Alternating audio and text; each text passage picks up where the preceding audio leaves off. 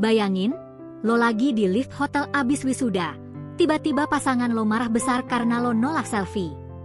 Gak nyangka? Itulah yang terjadi di Jakarta Barat. Tapi ini bukan cuma soal selfie, ini soal kontrol, validasi, dan tekanan media sosial yang makin tak terkendali.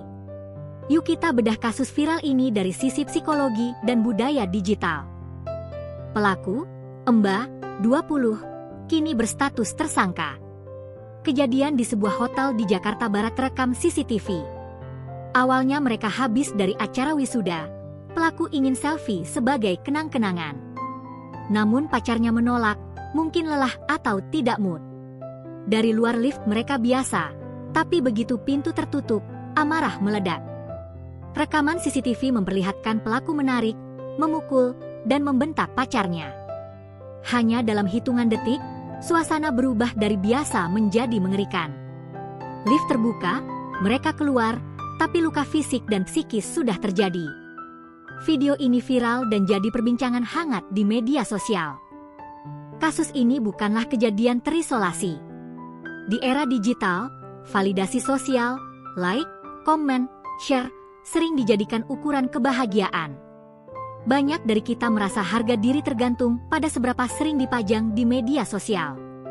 Riset menunjukkan Gen Z rentan terhadap kecemasan jika pasangan tidak aktif mempublikasikan hubungan.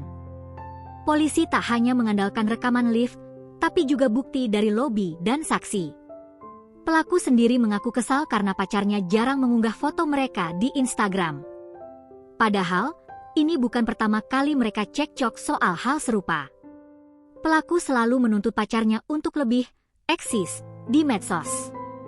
Ini menunjukkan kecemburuan dan rasa insecure yang mendalam. Banyak yang menganggap sepele. Ah, cuma selfie doang. Tapi ini soal kontrol dan ekspektasi yang salah. Pelaku merasa berhak marah karena gagal memenuhi standar hubungan yang ideal dari konten medsos. Dia lupa bahwa hubungan nyata lebih dari sekadar tampilan di feed. Inilah bahayanya jika kita membiarkan media sosial mendikte perasaan. Kekerasan terjadi karena pelaku tidak bisa menerima penolakan. Bukan karena korban salah atau provokatif.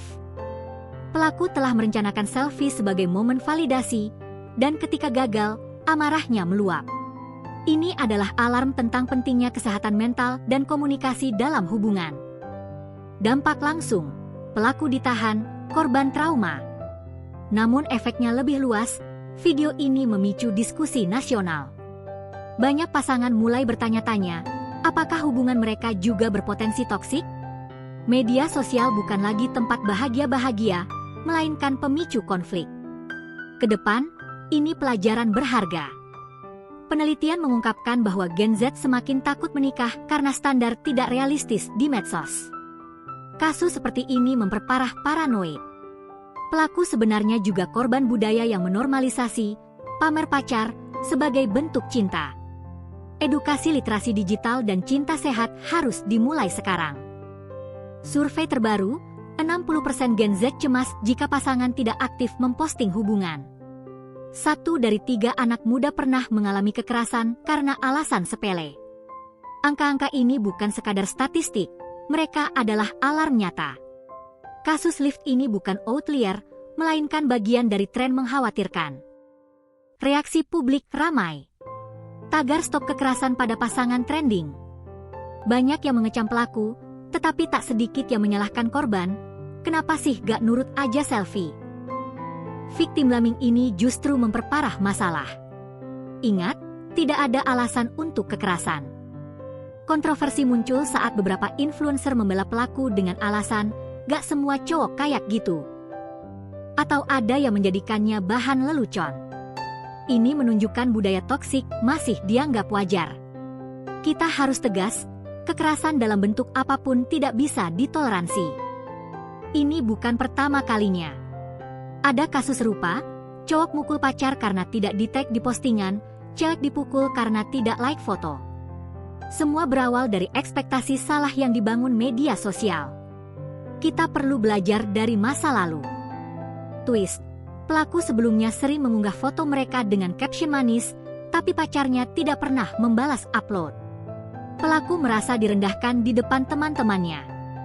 Namun korban punya alasan, dia belum siap mempublikasikan hubungan. Pelaku tidak menerima dan berujung tragedi. Hubungan yang sehat bukan tentang seberapa sering muncul di Instagram, tapi tentang saling menghormati dan komunikasi. Medsos boleh jadi alat, jangan jadi tuan.